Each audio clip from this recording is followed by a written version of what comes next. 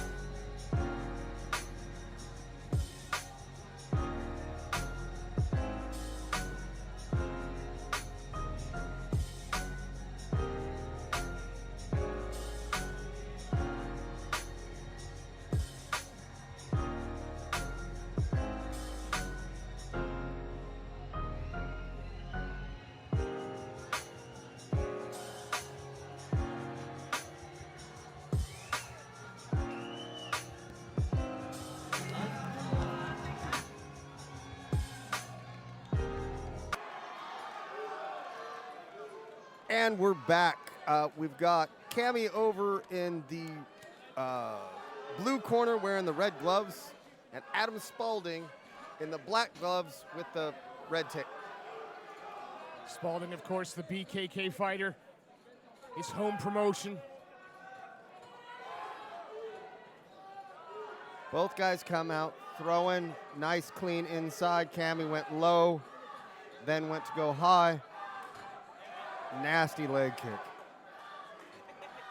Lots of amateur experience in this cage as well. This is, 16 fights between the pair of them. 4-1 record for the Silverbacks, man. Camille Urschman, Adam Spalding, 4-6. Oh, and that looks tight. He's in deep, but Spalding was able to get his chin turned towards it, pop it out, and now he's turned him. And he's got Jack Mason. Sean Carter. I was going to start coaching. I'm sorry. That's all right.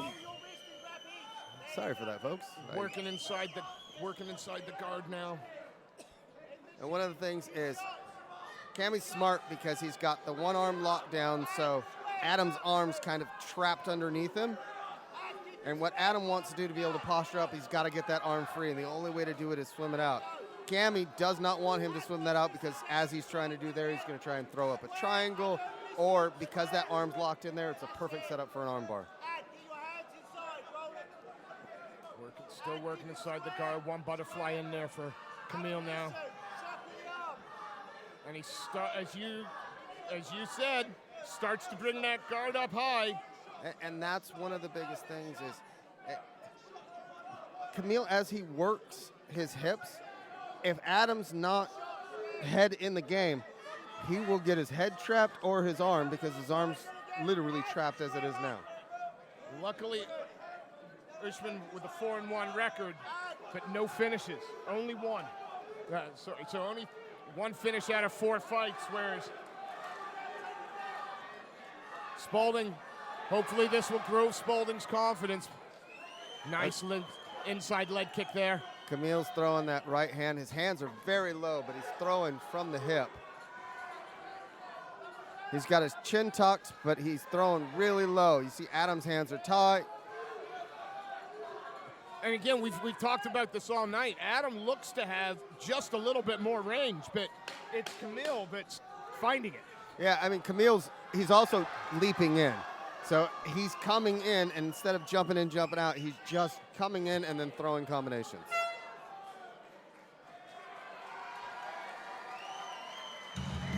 Good round there from both these young fighters. Jack Mason now in the corner of Adam Spalding. What do you want to see him do a little bit different, Coach? I mean, I'm just telling him, let's be honest, let's double up your punches. You're throwing singles, I need doubles. Let's double up that jab. And when you throw that jab, you got to get that hand back up, because Camille's actually landing because you're not getting the hand up fast enough. But in Camille's corner, I'm telling him pressure, and I need him throwing more punches. When he's moving forward and throwing punches, it's effective. You know, when Camille comes sort of rushing in and does that little jump in, is that something that Spalding could time? I mean, it would take him taking a few. Like, the way you time that is in the first 30, 40 seconds of the very first round. It gets dangerous. The longer it goes, your mouth starts getting open. Maybe your hands aren't up. Timing is everything. You know, my big thing is feel it out in 30 seconds. That's how you should know a fight. Well, let's see what happens in the next 3 minutes then. Touch of gloves. Oh! I mean, his shots are quicker. Throwing with real attention is Camille Usman each time he throws. He's throwing it hard, but I think his corner even told him he needed to get his hands up, because now he's trying to get his hands a little bit higher up as he's standing in there, and pretty sure that was his corner telling him, hey, let's get your hands up and not take punches to the face.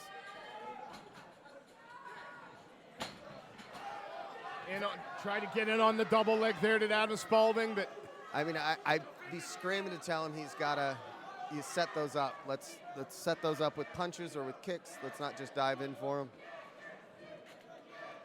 Now we're going to work. Camille's got good head pressure. He's got it in the right spot, forcing Adam. Adam needs to just cross-face and turn his entire hips as he goes. Turn your entire hips as you go. Okay, got to stop coaching. Camille Itchman, you know, traveling with him. Oh, he just tried to step outside the leg and trip his man down, but Usman forces Spalding back to the cage again. But that outside leg reap is a great way to set up a turn. So what ends up happening is it'll force somebody to get their hips away, and it allows for you to be able to get the turn. Nice knee to the thigh there. But Camille's doing as much as he can to try and stay busy. He's got those soft, short little, they're not actually soft, but those knees that go to the inside, and now he's got that single, he's got the takedown. Adams looks to be possibly under the chin, but the problem is it was working out of side control half guard. Now Camille Usman looking to try and get some posture. Adam looking to get back to that full guard, which he does, and now looking to scoot, sweep, move, and do some damage from bottom. We've seen tonight that you can finish a fight. Finish, not just win a fight, finish a fight from bottom. Big miss by Camille. I thought for a little, because Spalding keeps teasing, bringing the guard up high. Yep. Is he just looking to stand? Oh, gives on the back now, rolls him over. One hook in, two hooks in. Now Adam's in here hand fighting. What he needs to do is get that hand to the other side of his head. So if he grabs a hold of it and actually brings the arm up over the head and then hold it into place. He's got it smart. He's got the wrist control. He needs to move it to the other side of his head. Move it to the other side of his head. There you go. Oh, almost great. Big Move, shots. move. You Power gotta move. shots. He's on bot. Oh, and that's the end of the round. Played the time game well there.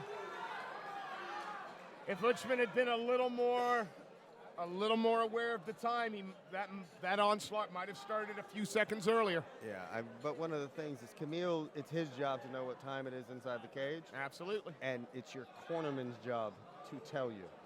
That's right.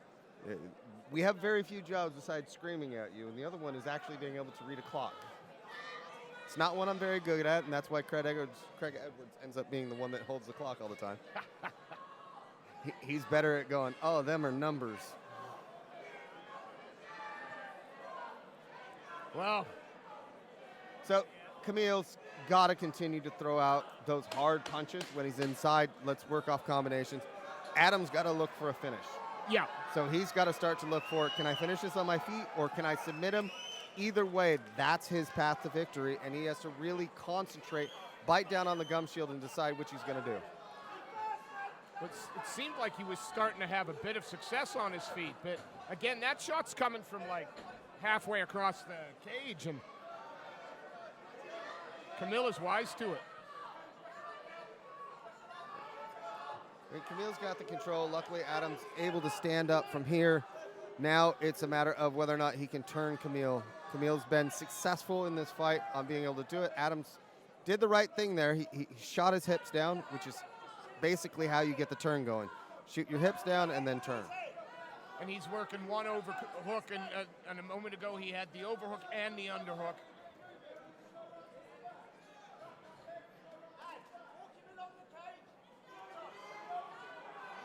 Swaps it over again. I mean, Camille is just staying like glue. Yeah, I mean, you know, if you watch through Camille's fights, this is kind of this is an atypical fight for him. He's all about dragging into deep waters, constant pressure. Spalding is actually a lot the same, so it's about who's going to impose their will. And right now, will is being opposed by Camille Uchman. Now, Adam... Thought almost Adam had him turned. Yeah. And what Adam needs to remember as well is he can use the cage to push off. So you just plant that leg and you turn.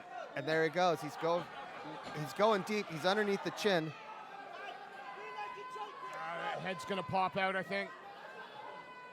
Oh, he was trying for it. All right, when it comes down to it, though, that's the kind of things that you want to see when you know, okay, the scorecards are where the scorecards is. You sometimes take risks. Really trying to lock down on that half guard is Spalding, but Camille probably just more than happy with this position at the moment. Oh, stepped over. And Spalding's going to come right out the back door, but he's got to watch the triangle, right? Yep, watch that triangle and watch that arm. So he's got to lean down, turn, and it's got right into the triangle. Yeah. So what he needs to do is hammer fist from top. You know, he was too concerned about the tightening of the triangle, and there's the tap. Great finish. Camille Uchman wants a title. He wants a title. I mean, didn't do much wrong there, did Camille Uchman? No, he fought a good, clean fight. And look at, you know, in terms of fitness, he hasn't even got a shine on. You know what I mean? Like, a great performance from Camille Uchman. Adam Spalding, game as the day is long. It's those minor changes of where your head's at, where your arm's at. That's why you fight amateurs, so you can learn those things along the way, make those changes, and still compete. Well, I'll give a quick shout out to Peak, Reaching Your Peak, www.wypofficial.com, and Riva's Woodfire Pizza. Ladies and gentlemen, after 2 minutes and 26 seconds of round number 3, we bring you your winner by way of triangle choke. In the blue corner, Camille Uchman.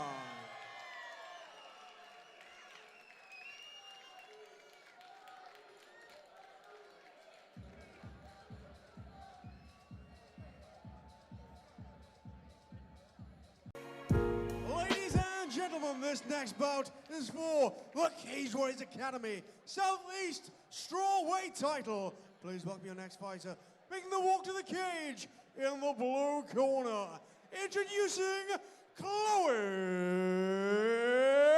Cook.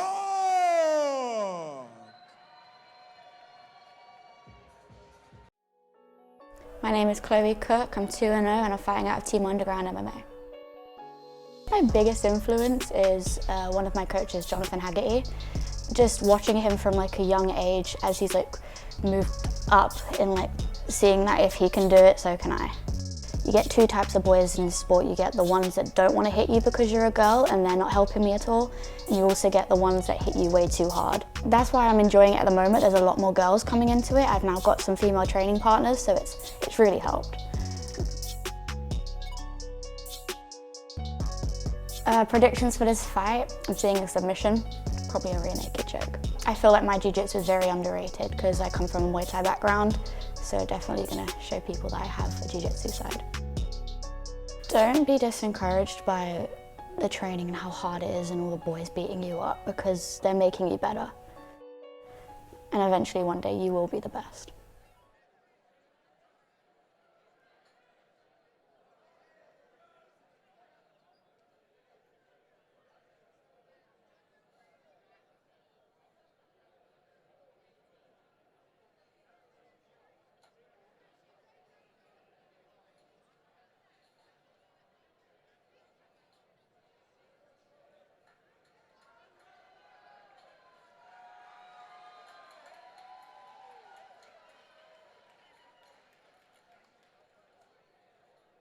Ladies and gentlemen, please welcome her opponents, making the walk to the red corner, Julia Solito.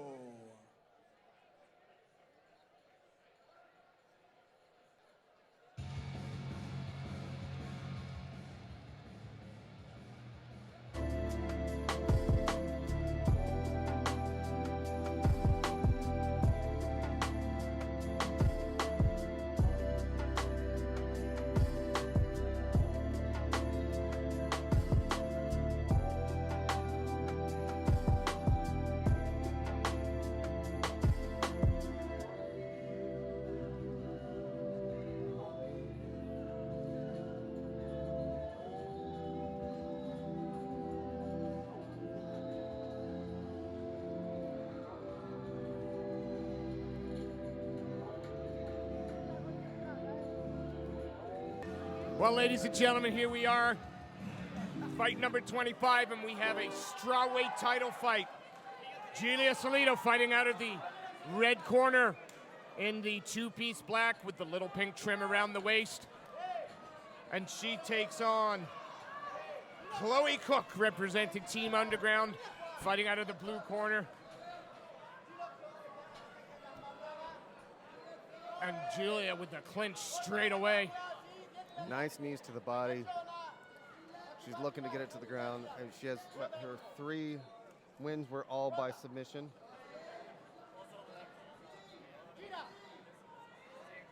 But I mean, if you look at Chloe, she was able to turn her around and look to try to impose her will. Whoa. Ooh, ooh. Is that a low blow? Yeah. That's got to be even worse for them, doesn't it? No comment. That's, God, that's made No me, comment. That's made me squirm, and I'm way over here. Oh, she's tough. Tough as nails. She should take some time if she needs it, right? Seems to me that no need to rush. You have plenty of time to clear the cobwebs. Let's get everything nice, proper. Make sure you're not seeing stars. There's no blinking lights. Everything's nice and calm. Well, Chloe, oh! No touch him up. She was like, okay, screw you. Yeah, just gonna. Oh, wow. Starts to throw some vicious shots. Okay, Big knee. Remind me never to upset Chloe. Amen. Because if you upset Chloe, she becomes mean. Yeah, real mean. Those knees had some real intention, and gotta give credit to Julia there for turning it around. Yeah, and to, like, actually survive that because they were straight down the pipe and they were hard. Oh, another knee to the body. Chloe Cook starting to hit the violent. And again, you can see kind of the game plans coming in here. Selena wanting to get the clinch, wanting to perhaps drag this fight down to the ground. And when Cook's landing those shots, she's landing them with vicious intent. Cook needs to fix her head placement. Let's get as she is now. She wants to have more of a drive behind it, really go forehead, just under the chin. And again, it says something about the confidence that Cook's team have. She's only 1-0. She's fighting a young lady with 4 times as many fights underneath her belt, and she's not looking. Oh, wow. Gosh, she's got a chin. Wow, that was nice and solid spit flying. And yet, Selena's still trying to drag her down and ends up now top position. Knee shield in place, though, for Cook. And she's looking to pass. She's trying to get to that dominant position of side control or even half guard, and she's moving it. Cooks needs to really think about, okay, she's going to try and step over into mount, which she's done now. So she's got to get her hips up, start to push away, and let's get free, because she does not want to be underneath Cook at this position. Selena now, 10 seconds to go. Gets the full mount, but Cook staying busy, bucking those hips, and trying to turn, and she did. Does.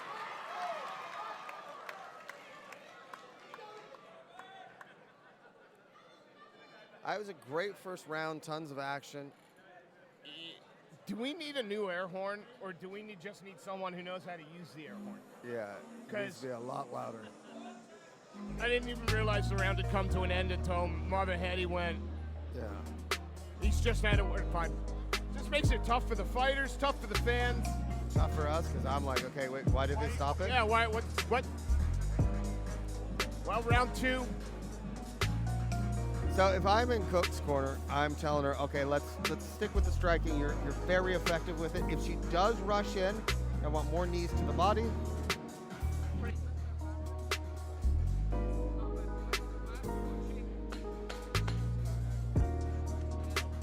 Chloe Cook listening intently to her corner.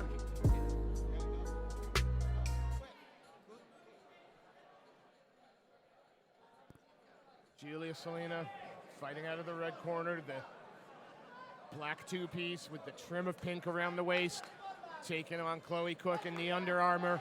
Oh, big knee up the middle, but Julia, this is what she tried to get the first round, and she's now got it very quickly into the second. And it'll be interesting to see whether or not Cook can sweep her again. Lots of time. Rounds just started. She's got that butterfly in, but Selena looking to step over. Nice and she turn. did. She baited her in with that. It was a very smart technique. She baited her in, had Selena over, and Selena just did the same thing to Cook and baited her in. So what you're saying is you're actually seeing pretty high-level grappling here, because they're using the body movement to fake out to where these people are overcompensating, and it's causing the reversals. Cook now trying to stay heavy on top, work inside, still inside that. Or it's almost like a quarter guard, really. Not much if you could step over, but she's working to control the head, and by using that, she's looking to pass. And absolutely she has. Into side control, just got to get past that knee, and does. Chest to chest now. And I was going to ask, when the person on top, when they turn onto their hip like that, well, they're looking for something, aren't they? Well, I mean, it really depends. There's a few things. You can go right there and go crucifix. And she's sitting on it. She's doing everything correctly. And when now she's got an Americana. Yep. Selena, though, like, constant movement. And it's hard to actually pull off that Americana from that position. Now when you want that Americana, you want There's it the to arm. bar. Oh, wow, great finish there by Cook. What a great fight from these two young ladies, and what a finish from Chloe Cook. Wow! Look, it was a great bit of grappling that took place on the ground. We saw some phenomenal dirty boxing in the first round. In this second round, she showed what she was supposed to do. She got the sweep early, she was re-swept, and then she re-swept. As we take back a look at the replay, you're seeing that she's baiting it in. She's looking to try to get a hold of that crucifix position. She went to the Americana, got a little bit high with it. I've seen that armbar coming from the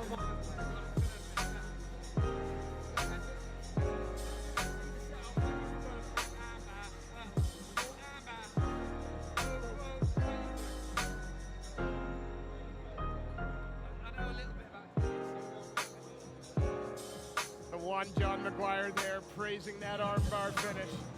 Chloe set it up very well. She did all the right things to set it up, and now she's walking with a big shiny belt. Absolutely. Of round number 2, declaring your winner by way of armbar and the Cage Warriors Academy Southeast Strawweight Champion in the blue corner, Chloe Cook. And there we go, ladies and gentlemen. Chloe Cook presented the title. Juliana Solito, though, I gotta tell you, can't wait to see that young little daredevil fight again. She's tenacious, she's tough. She's got a phenomenal chin because she took that shot right across the side of the face and just walked forward.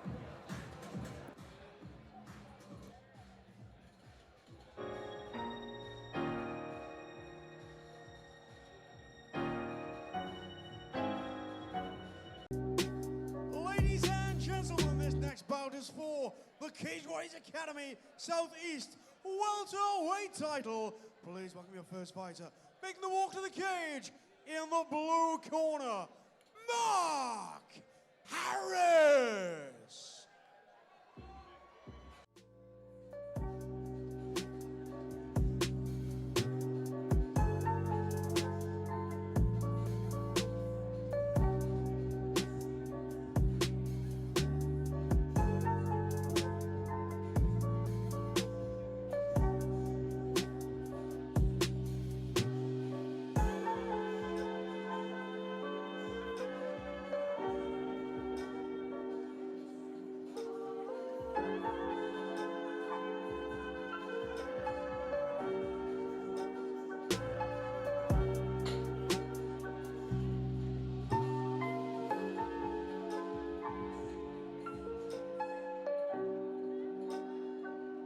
Please welcome his opponent, making the walk to the red corner, Conan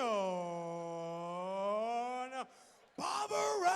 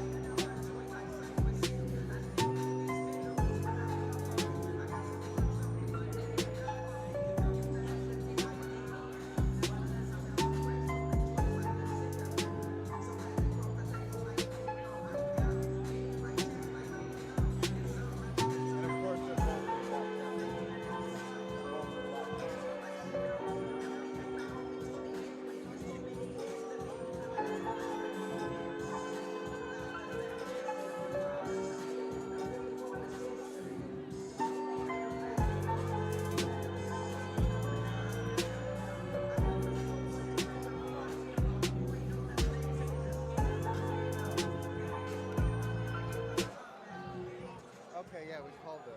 All right. Here we go, ladies and gentlemen. Amateur welterweight title fight. Mark Harris representing Impact MMA and Dragon's Lair taking on Conan Barbaro. And this is a rematch from Cage Warriors Academy Southeast earlier on when Harris stopped Barbaro in the first round with a Kimura. Now Harris, he's got to remember that this will burn out the legs. Just stay calm, Just breathe. You're going to be able to pop your head out. You just got to stay calm. What ends up happening is when somebody locks on a gnarly... Gotta be careful of putting the fingers in the eyes there. Yeah, as you're well, pushing off. it's unfortunate because you can't see where you're trying to push, but if you can feel wetness, yes, you need to move your hand. Pops his head out now. He's a strong-looking welterweight. You Yeah. got to give Harris that. He's put together. He is a very big kid. Corner asking him to land some body shots. And he's cranking on that neck, but you can't do the neck crank. It's got to be more of a guillotine. And now he's got the chance for a mounted guillotine. You can do the one-arm mounted guillotine right here. Problem is, Or you Conan's can- head or arm was in there blocking.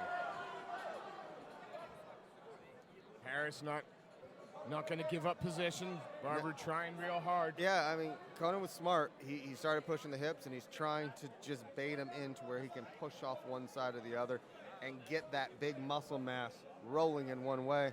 Harris just spread out and kind of sprawled, got nice and comfortable.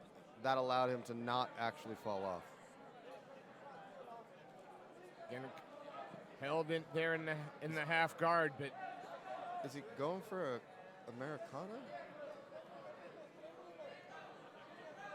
he's got the arm underneath. He's going for Looking to another sit, going for Kimura? another Kimura. This is what I'm saying. He's going to try and finish him again with the Kimura. Yes, he is. Yep. Trying to use that. And Barber's being smart. He's pushing that hip away that's creating the space. Oh, Oh, dear. but there it is. There And it is. then Oh, that oh. strength.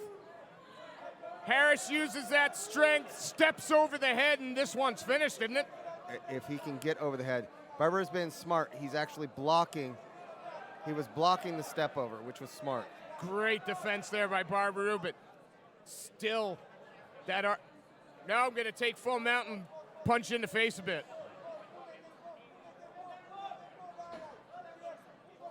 And this Fine is a now. chance for Harris to start throwing some punches, and he goes back to his grappling.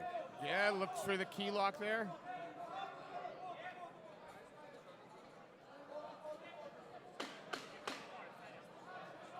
And again, Barber's pushing away the hip, and that's kind of the key behind it, is that's how you're going to get the control. You're going to be able to stop him from putting the pressure and torque on your shoulder by pushing that hip away. Are you surprised? Are you surprised that Harris My name is Bagley. didn't posture up and look for some ground and pound? Yeah, I was actually kind of shocked that he wasn't throwing down some punches there, especially when he got to mount. It was a good opportunity for him to rain down some punches as soon as he postured up.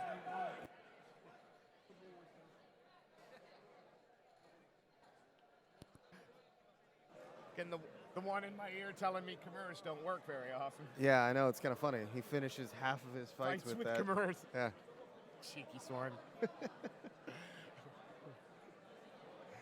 So if I'm in Harris's corner, I'm just telling him, if we get to mount again, I want to see some punches. Yeah, Anytime I'm on top, I want to see ground and pound. Let's go to the body if necessary. Let's go to the head. If I'm in Conan's corner, if I can get a hold of it, let's go again for that guillotine. It was tight, but you need to have it to where you've got the legs wrapped around, not half guard or side control. Well, cage door set to close. This amateur welterweight title fight. Mark Harris, the Impact MMA Dragon Slayer man, fighting out of the blue corner. Conor Barbaro fighting out of the red. Only way you're really going to tell these two fighters apart is the great tan of Harris and the fact that he's got Hayabusa written around the waist of his shorts. Yeah, well, there is a tattoo, though, on Conan's neck and on his forearm. That's true. And he's got both hands locked. Great lift double into mount. He's just so Oh, and now he's strong. raining down the punches. Yeah, referee got to be looking close here. Not intelligently defending yourself by reaching up, but trying to bring that.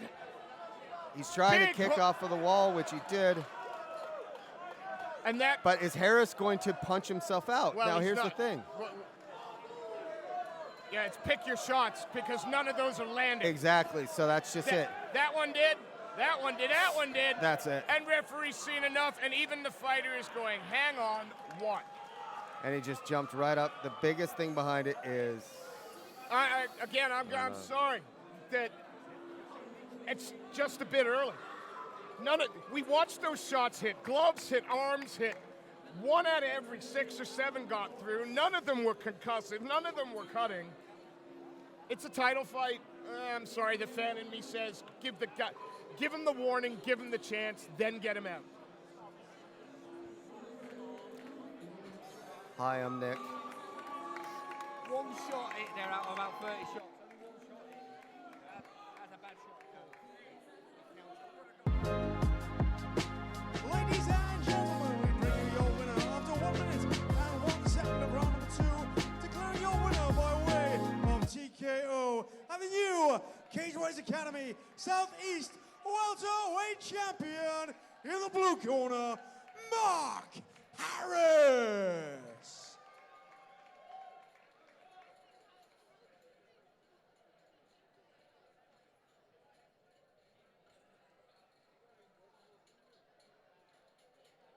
Please welcome your next fighter, making the walk to the cage in the blue corner, introducing Nick Bagley. My name is Nick Bagley, I'm 7'3", and I fight out of GBTT. Growing up in Ukraine, it was always respectable to be able to stand up for yourself. Otherwise, you know, you might get in trouble if you can't. And then when I moved over to UK, when I was 14 years old, I got into kickboxing and I started competing. Then I got into jiu-jitsu, and I combined the two together, got into MMA, and then here I am. It's just in my blood to win. I'm very competitive, and I look to dominate every one of my opponents. Jack Eaglin seems like a nice kid. I respect his skill set, but obviously I think in the fight there's always a chance you're going to get clipped. I would say there's no chance he's going to outgrind me. I think there's levels, and I don't think he's on my level. Keep training hard, stay consistent, believe in yourself, never give up. Good things will come.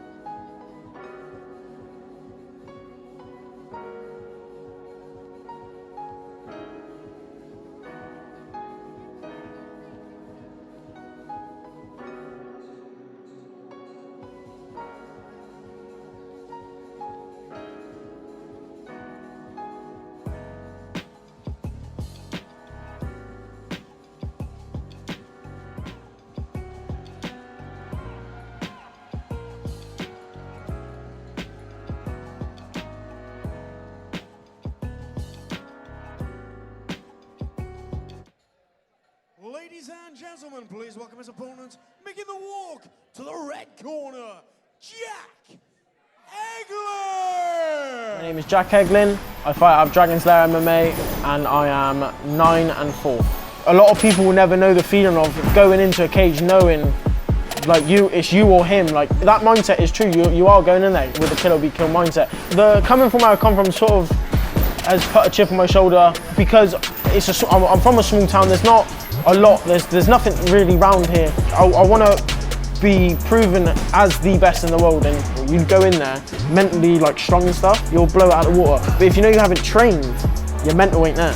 So you have to train to get your mental there. So far my camp's gone amazing. One of the best camps I've had, and I know every fighter says that, but it genuinely is. I'm putting in as much work as I can. I'm really training because I know I have to train hard to beat Nick, and when I say I'm going to be ready October 19th, I mean it. I'm coming for a war. I'm coming for whatever he's got to bring, and I'm gonna put it on him. There's no ifs, ands, or buts in my mind. I'm gonna win.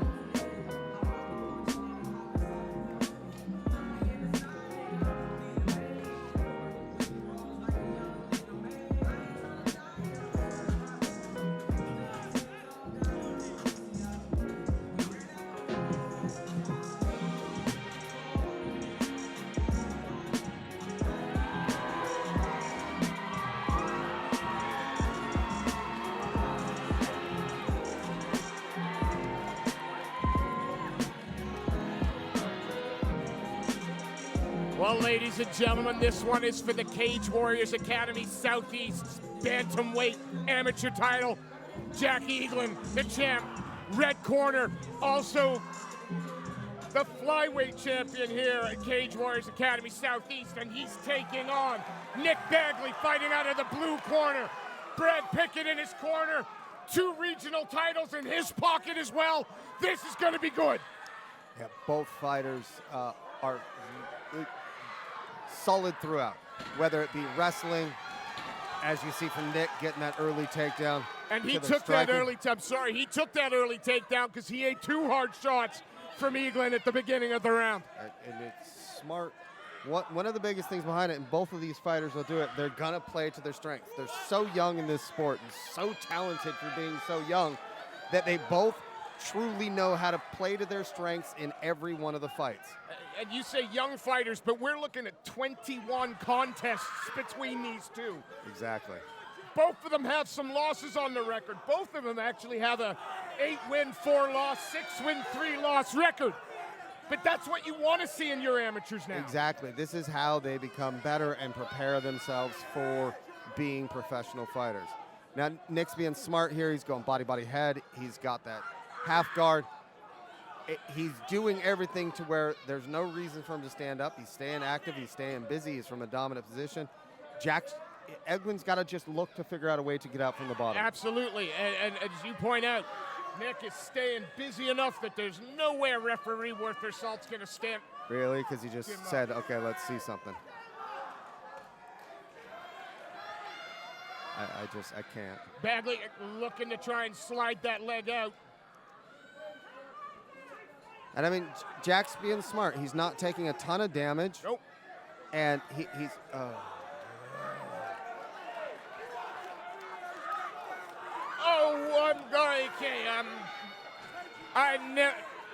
I'm done with these stands up from half guard. Yeah, I'm sorry. When a fighter is working, Bagley's straight back in, though.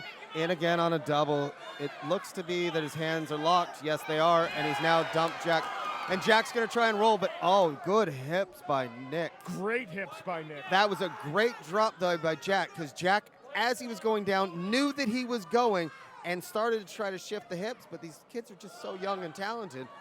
You know, they're kind of like mirroring each other. Yeah, absolutely.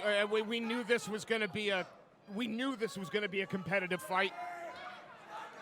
And again, you've got Jack. He's in that same position. He's got that nice block going against Bagley's chin, so he can't really progress too far. There's no way for him to posture up because he's looking to control the back of the head with his right arm. These shots landing and doing, looking good for the judges. Nothing real concussive, but this is a round in the books. Yeah, he's got 15 seconds now, and he's moved now to side control. Looking to control Eaglin now. And he's looking to maybe go knee on belly, and Eaglin stands back up. Good first round from Nick Bagley there. He got the 2 takedowns that he needed, and he was able to keep dominant control for nearly, 2 minutes and 30-odd seconds? Yeah, easy. Easy, gets the takedown in, probably 9 or 10 seconds into the first round. And then once they were stood up from half guard. Yeah, a half guard where he was landing a little, I'll get into trouble. Once they were stood up, Nick again, few exchanges on the feet, nothing major, shot in on that double, locked the hands, got the good slam. But on that good slam, El did a great job of knowing he was going down and tried to get a sweep in as he was going down. That's a very mature thing. And great awareness by Bagley to recognize it coming. And go hips down as hard as possible. Here we go, 2nd to 3. Crowd's starting to make some noise now. The case now, Eaglin doesn't want to take this to the ground. Yeah, I'm thinking Eaglin's going to want to try and stay away from those takedowns. He's going to be looking to land, a lot of hard strikes and try and get this fight to stay in his range. And again, Nick's in on that double leg. And that's just it, is his double is so explosive. And, this is now 3 shots, 3 takedowns. Yep. Stepped over, wrestling been on point so far for the GB top teams. Nick Bagley, I got to tell you, I'm not used to that. GB top team? I'm not either. In fact, when I first saw it, I had to double look at it, and then I almost went over to Brad and said, hey, what is this? No, but he's doing the right things here, but Jack's doing the right things as well. He's not taking damage. He's constantly moving. He's working to try to better his position from bottom.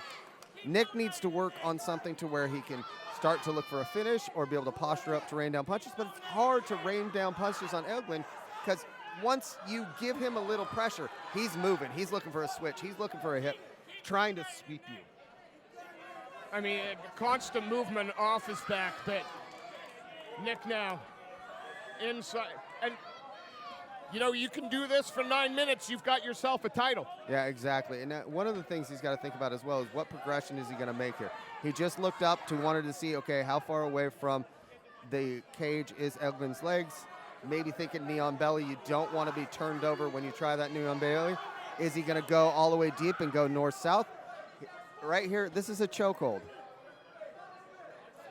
Now, if you notice, he's using his own leg to actually cut blood supply, and it's kind of like a triangle choke when you use your own leg in there, similar to like a darce. Yeah. Eaglin Weister gets his head out of the way, looking to try and use the cage to perhaps push away or at least maybe get a little bit of space for his hips. Nick, on the other hand, he looks to maybe go knee on belly to try to rain down some punches. But again, see, you give him a little bit of space, and Jack is extraordinarily good at taking whatever space that you give him and getting to a better position for himself. Got some freedom now. 35 seconds left. We'll see if Eaglin can stamp a little bit of his own fighting style. The great thing is they both have phenomenal jabs, and this is the first time that we're going to get Eaglin to stop one of Nick's takedowns. He's in on the double, but it looks like Eaglin's going to be able to survive this one. He got 16 seconds left. Yeah, Nick's going to have to reshoot, maybe going for a double, switch off to a single. Eaglin just needs to elevate that leg. Let's try to turn him off the hip, maybe cross face and really push the hips out. Do something to where he can get his back off the cage, just like that. Well, you know, I think we've seen the ingredients of what the next round is going to entail. Nick Bagley, there is no doubt, is going to look for that takedown, look to control against the cage. Eaglin now has to keep the distance, can't rush in, needs to pick him apart with strikes. He has to finish him. Without question. So he's going to have to light him up on his feet and either drop him and set up the submission or finish him TKO.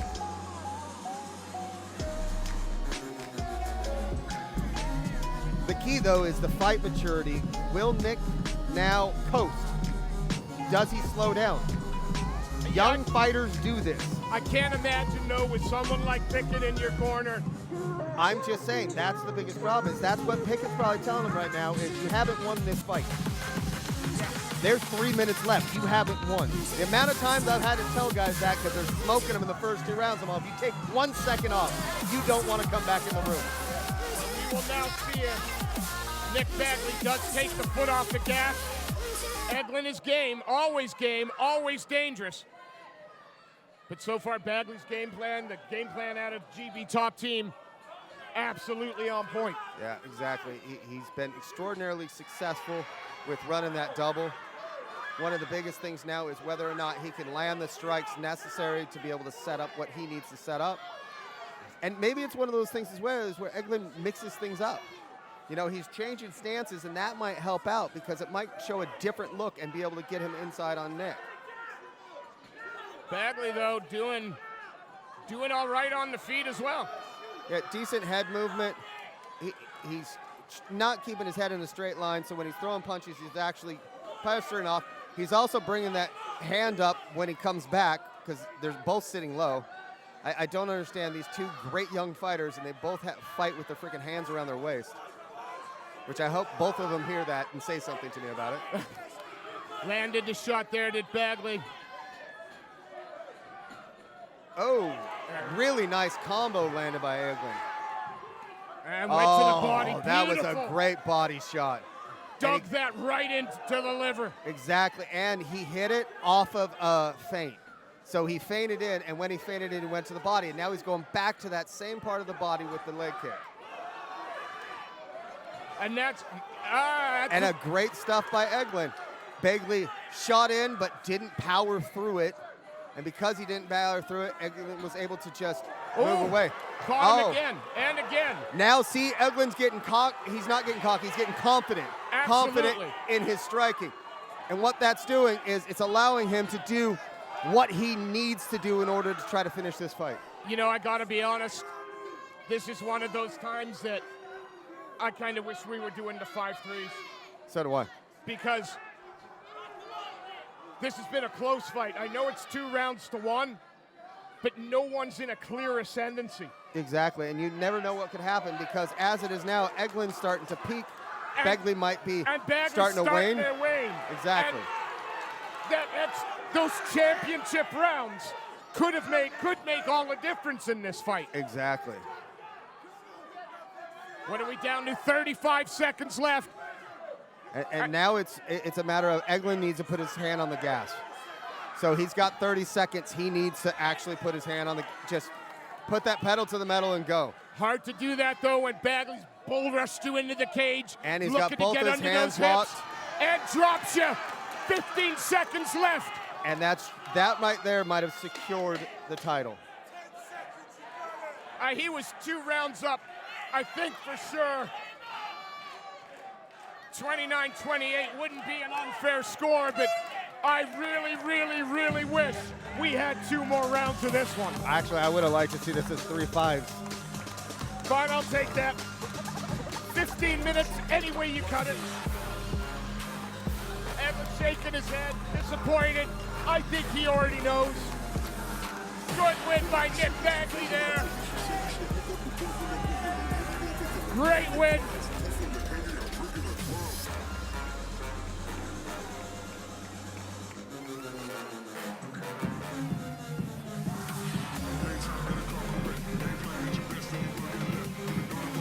Really would have liked to see 2 more in that one. That's what I'm saying. I would love to see these. This one I'm looking forward to now. Now I want to see him do it as pros. Yeah, fine. Let's see 3-5s. Yeah, I'll take that as well. Ian Dean, if you're listening in, Graham Boylan. Oh, please. Love to see this thing on the big show. Amen. 3-5s. Amen. Great fight everywhere. Eaglin apologizing. He has nothing to apologize for. Both these guys fought their hearts out. Ladies and gentlemen, after 3 rounds of mixed martial arts action, we bring you your winner by way of unanimous decision and the Cage Warriors Academy Southeast Bantamweight Champion in the blue corner, Nick Bagley!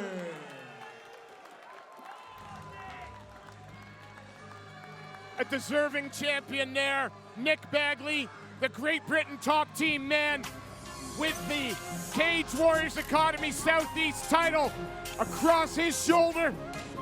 Eaglin upset, as you would expect when you lose a fight, but I'd rather him lose this fight as an amateur than lose it as a pro. Amen, brother. I want to see these 2 again at some point. I want to see 3-5s.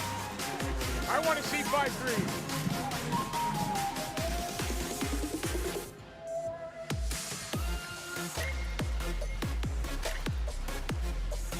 Ladies and gentlemen, this is your co-main event of the evening for the Cage Warriors Academy Southeast Featherweight title. Please welcome your first fighter of this bout into the cage, making the walk to the blue corner, Jimmy Fell. My name's Jimmy Fell. I'm 4-1 in MMA and I'm fighting out of Blue Wave Martial Arts. The way I got into MMA was actually by accident. I came down to Blue Wave to do a bit of Brazilian Jiu-Jitsu. I had some time off of boxing because of injuries. The biggest mental challenge for me is handling my own expectations. I'm a firm believer that I have to hold myself to a higher standard than everybody else. It's almost impossible to hold my own standards. If I have a bad day, I'm pissed off more than anybody. The way I want to be remembered is I was never the guy with the most natural ability. I was never the biggest or the strongest. I was the cleverest and I was the guy who never stopped working. I haven't yet met a challenge that I haven't been able to overcome. You know, I've lost fights because of mistakes I've made, not because I'm not good enough. In terms of things that we're working on specifically for George, of course we are, I'm not going to tell you what they are. But we approach every fight camp the same way. We study our opponent, how do we beat him, and then we implement that the best we can. Predictions for this fight, I'm going to sub him or knock him out. Hang on to that belt, George. I'm coming for it.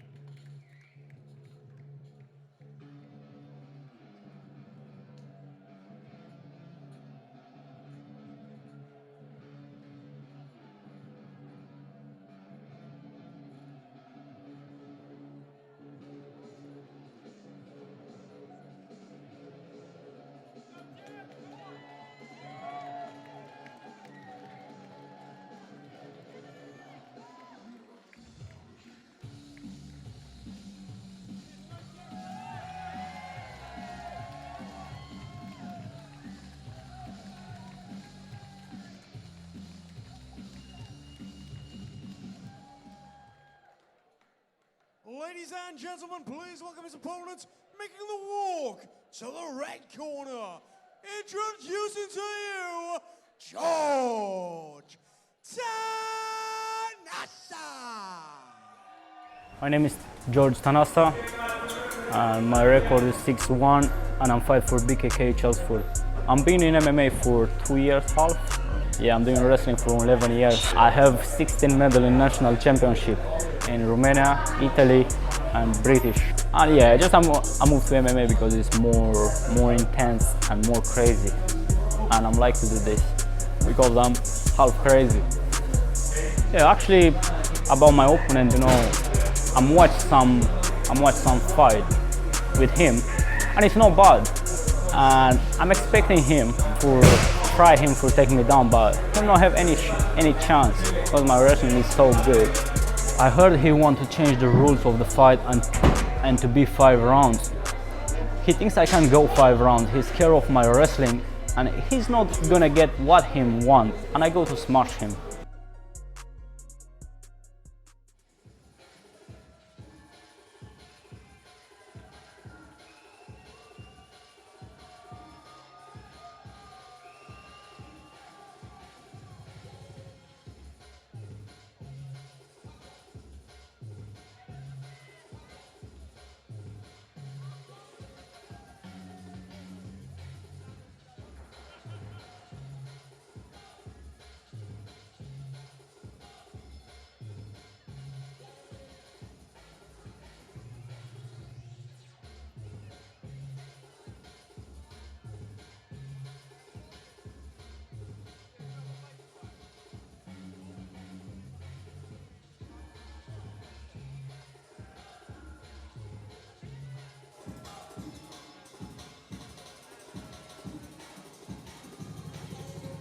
Well, ladies and gentlemen, our co-main event has stepped into the cage.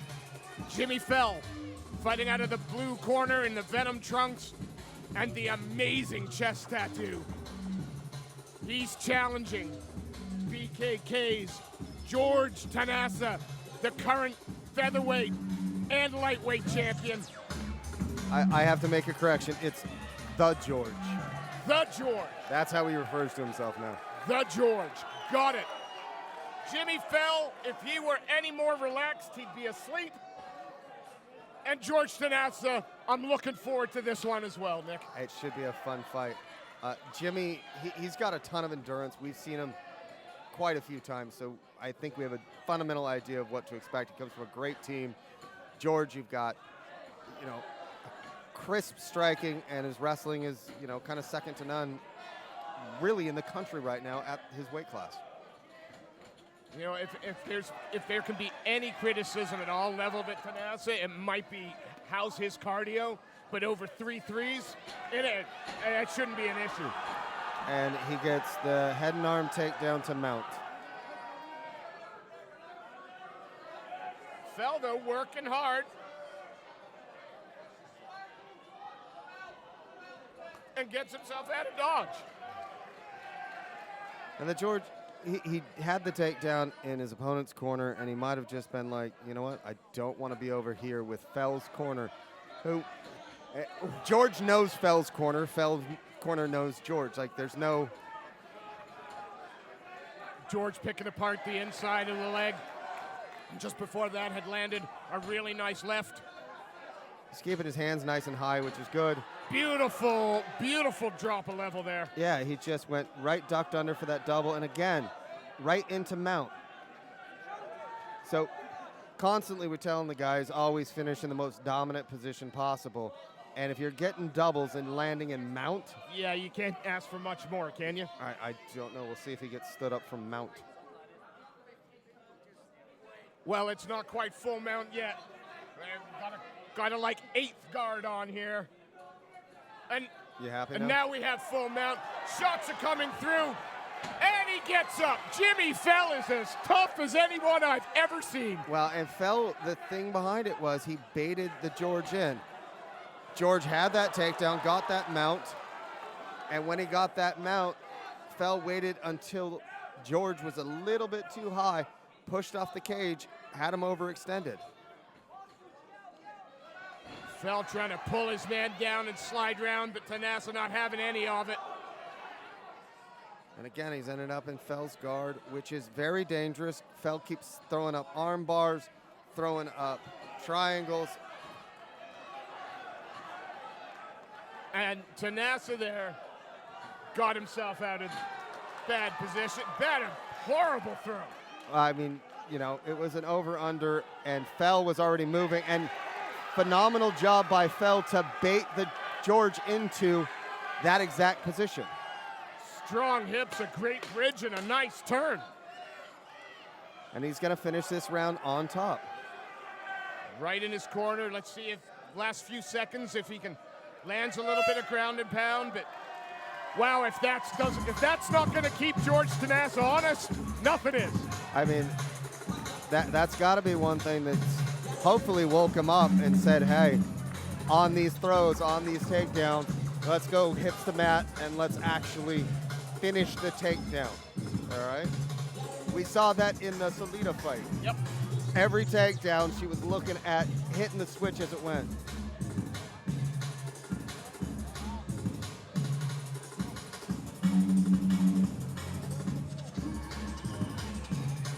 And again, you know, Jimmy Fell from day one has been asking this to be 5-3s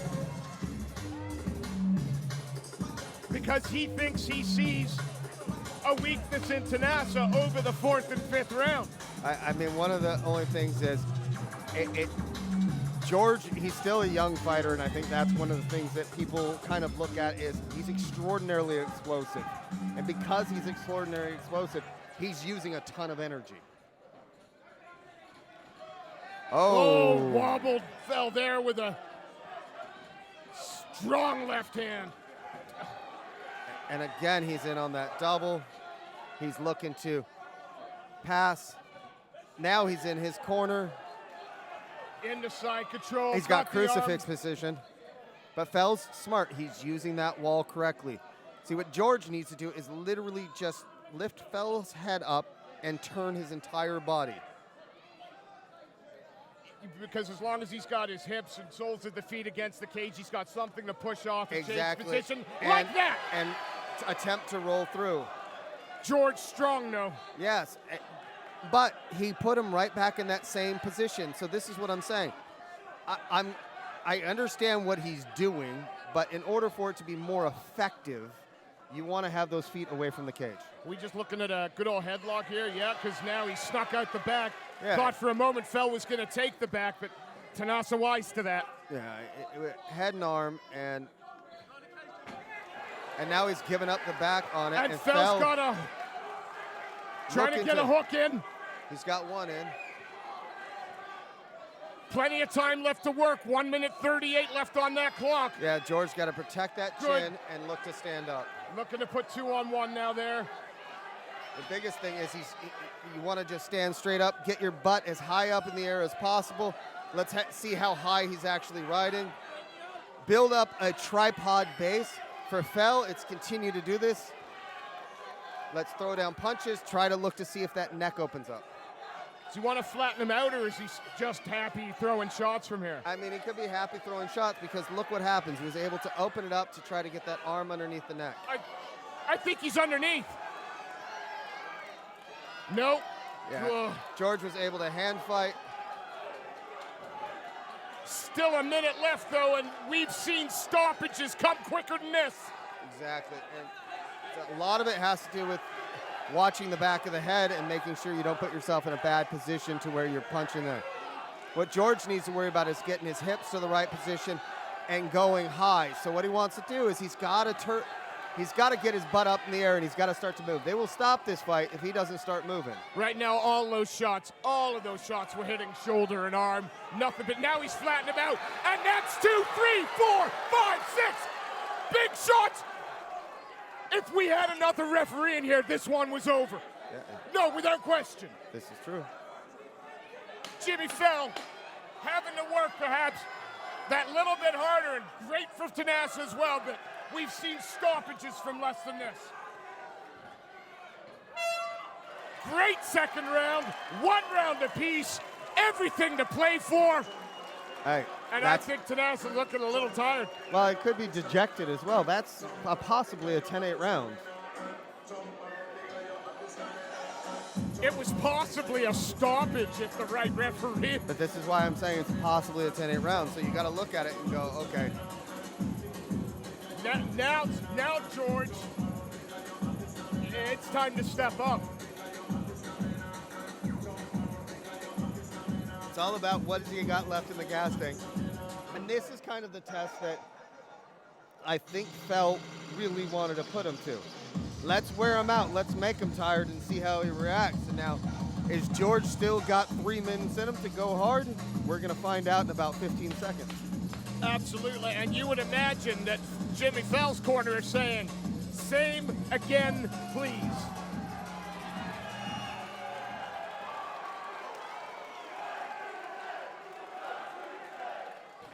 Nice little atmosphere in here, brilliant crowd making some noise, and here we go. Fell working behind that jab. And he met him out in the cage, so, oh. No intent there at all. You know, it was a step in, and when he stepped in, he has a full 5 minutes to recover. Now, under most circumstances, I would say take the full 5 minutes. But if you think George is tired, get do you yourself rush up it? as quick as you can. Yeah, that's the. You know, and it was one of those things. He just looked over at George to see, okay, George has got his hands on his knees. I'm fine. I'm going to go. Except just by the ginger. I mean, he's not walking like it's fine just yet. Exactly. And that's just it. Is does he rush it, and does that hurt him? The biggest thing is Fell needs to really think about, what do I want? To give George a break, or do I want to be 100% when I go out there? Looks like he's saying, yeah, I'm ready to go. Time in. Here we go. Oh, and he's got, you know, when he works behind that straight right hand, he causes problems for George. Exactly. And George's thing now is it a rush to the finish, or do I have what it takes to go the full 2 minutes and 26 seconds? Oh! So it'll be interesting. That was a hard shot by Fell. But the George just ate it. But the George is also showing that he's still got decent head movement. Missed 2 shots right there because of his head movement. He was moving around, so his head's still on a swivel. I'm guessing now he's just waiting for the right time to look for that level change. Or it could have been one of those things where Jack said, hey, that could have been a 10-8 round, so you need to go in there and finish it. Staggered his man for a moment. Not a good sign when you're looking up at the clock. No, in a 3-minute round. First minute gone, probably about, well, yeah, about a minute 45 left. Okay, that was a hard body shot. And now he's in on the takedown attempt. And Fell doing everything to keep his back to that cage and not to the mat. Yeah, but the thing is, it's almost one of those things where you're having such success with sweeping him, do you maybe just let the momentum of the takedown take you down and then go with it? Oh, nice knee to the body, and now it's Fell looking to take the single leg. Pulling the George down to the mat. And he's got that takedown. Secures it with 1:09 left, and George took a long look up at the clock. Yeah, and at 1 minute left, George, if he doesn't get up and get out of here, he's got an opportunity to lose this round. Stepping over now. Beautiful. Good hip work there. He's got a tight head and arm. He's got to slip out the back door, so George has to work his way up. And on the back again. Now, George is smart, though, because this time he's got half of his back up against the cage. He needs to not roll like that. Well, he's got to swim. Now Fell trying to get that second hook. You're going to see if he's going to try and pull him onto the back. But George now, because he's flattened out, he can actually turn those hips, swim through, and get to a dominant position. But with 20 seconds left, I don't know if he's going to be able to do enough to get out of this. Fell working from the back, trying very hard to land a few shots. I don't think he's going to be able to slip that arm under the chin at all, but... I finish on top and finish throwing punches. Absolutely, there's the roll. And that right there is the last thing the judges see.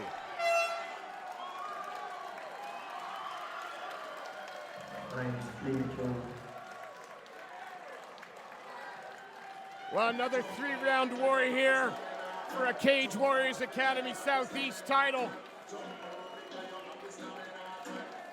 George Tenasa, Jimmy Fell. Do we have a new champ? We'll find out in a moment.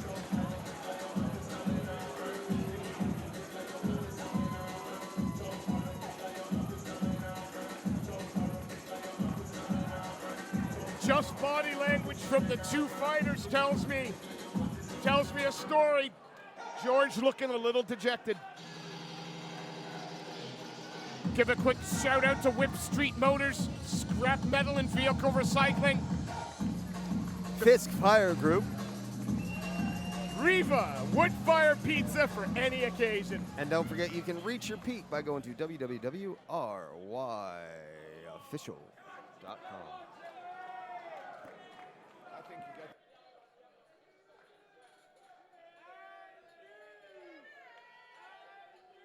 Ladies and gentlemen, after 3 rounds of mixed martial arts action, we go to your judges' scorecards, where we bring you your winner by way of unanimous decision. And the Cage Warriors Academy Southeast Featherweight Champion in the blue corner, Jimmy Fell.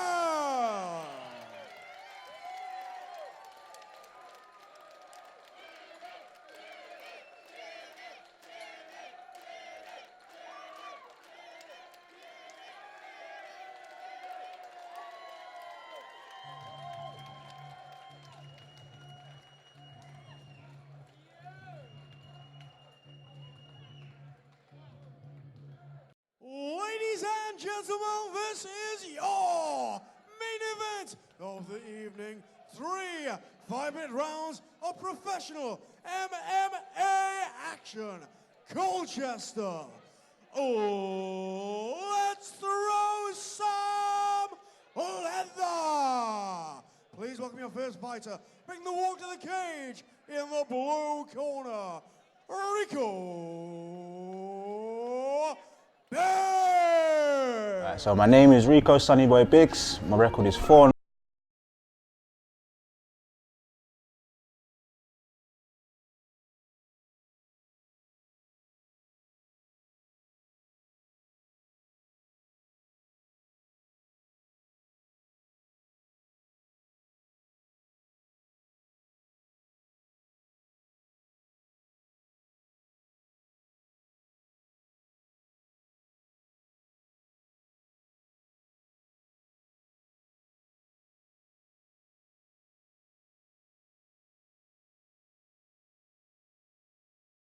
Camp is mainly more to improve my skill set and to improve my game going into the cage, really. I believe Lee's a solid fighter. It's going to be a tough fight, I believe, which is why I took the fight.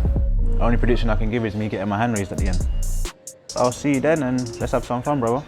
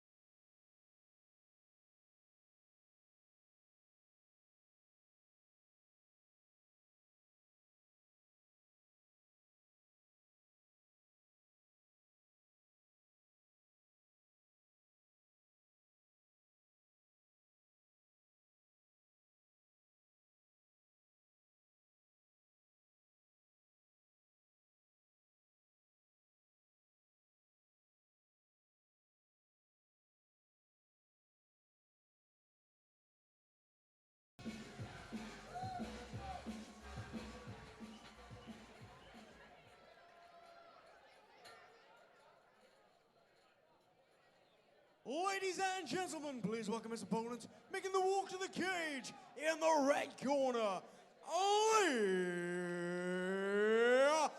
Mitchell! My name's Lee Mitchell, I'm fighting out of BKK Fighters. I have an amateur record of 9 wins, 2 losses and 0-1 as a pro. I lost my last fight, literally came straight out, touched gloves, threw like a stiff jab and my hand just broke. When you come back to the gym after having like broken anything, it's the first thing I've ever broke. It does knock your confidence a little bit, but it isn't holding me back whatsoever. I can grab hold of someone now, and if I grab hold of someone, there's a good chance they ain't getting away, able to chuck some bombs with it. Opinion on Rico, obviously he's coming off a loss, I'm coming off a loss.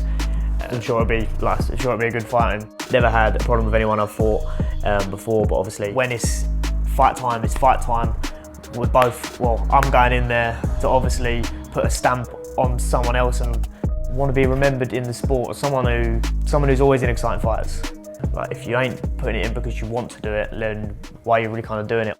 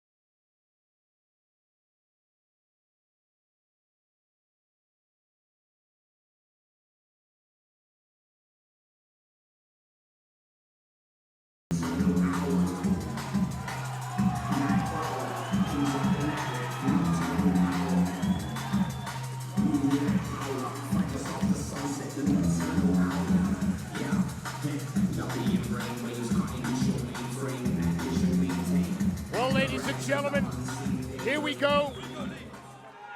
Our main event, a pro bantamweight contest. Lee Mitchell fighting out of the red corner.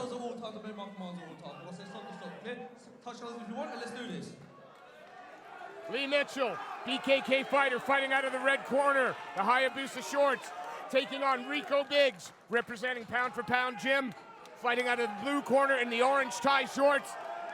Lee Mitchell, 0-1 as a pro, but that doesn't paint the whole picture.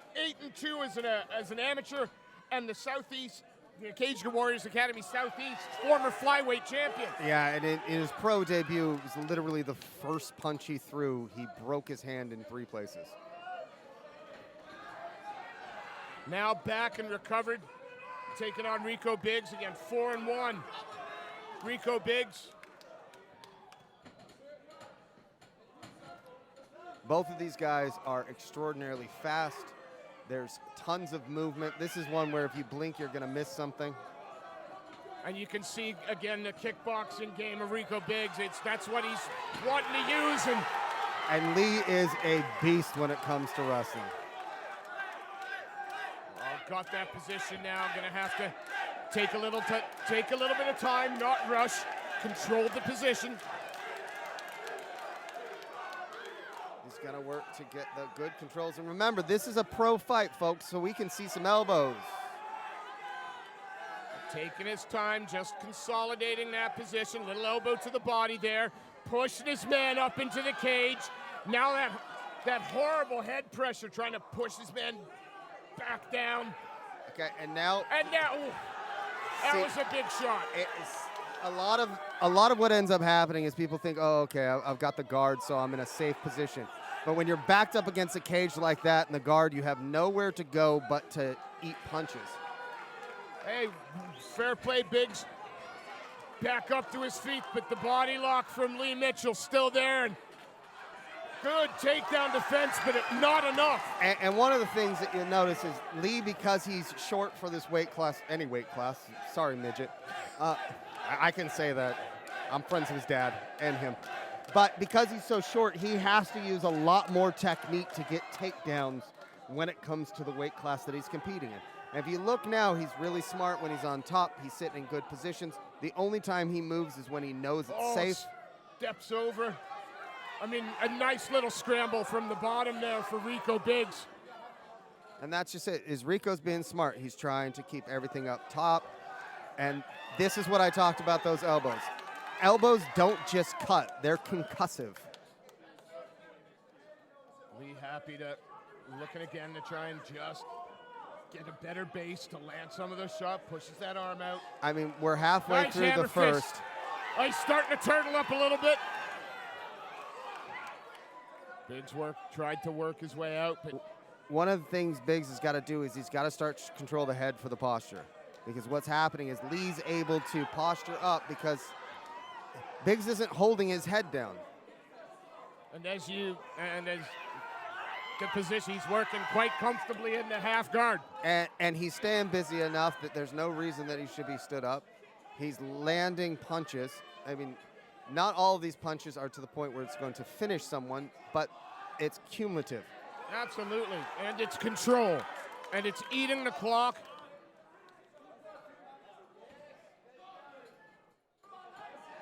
And it seems that Mitchell is happy to be working from this position, not looking to try and stand, looking to try and land those shots.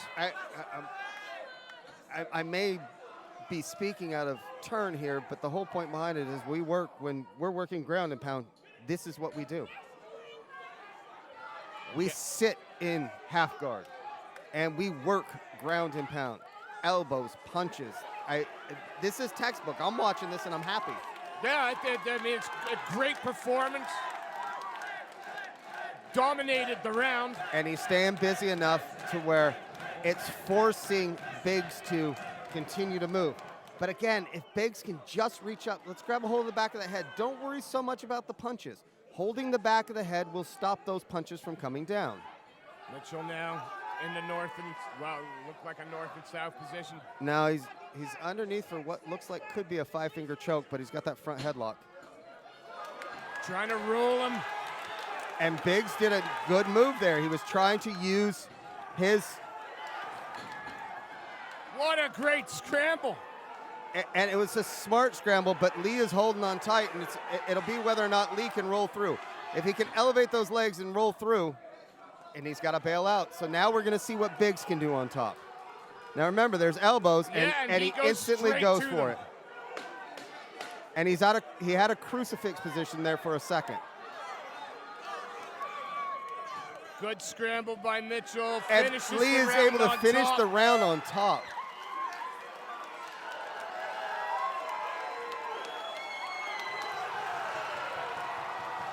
Well, definitely a Lee Mitchell round, I think there. Loads of domination, but you can't count. Biggs out. No, I mean, he was smart enough. He got that sweep late towards the round. Would have liked to see what he could do from top a little bit more to get a better idea of what's happening.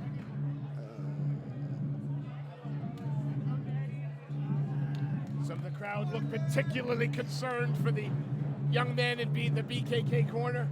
Yeah, just okay.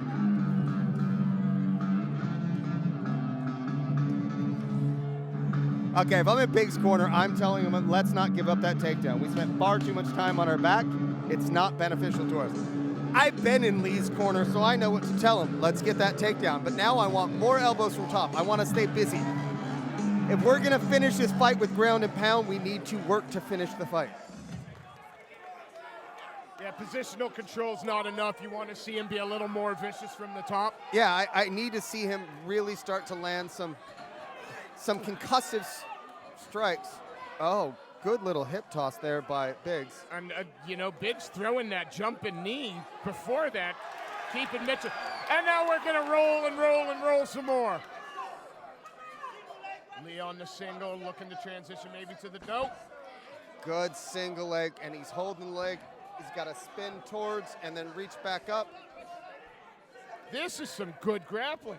It's smart grappling, and Lee's doing the smart thing of, oh, it's a Darce, and it's deep. Oh, it's deep. No, slips Good out. job to slide the head out. And now he's in, Biggs is kind of in no merit land. He's got his head backed up against the cage, and he's sitting in the corner.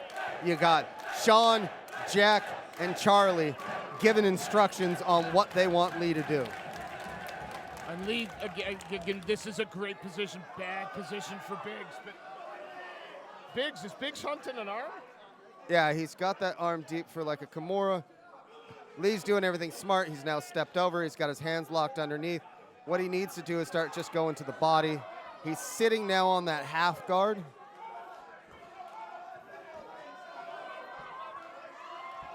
Oh, has he pulled in a guillotine there? Yes, he's jumped it, and he's jumped it deep. And it's a And tap, there's the tap! and that's it. Big win for Lee Mitchell. Welcome to the win column. No broken hand to shatter your dreams this time. What a great finish from the BKK man.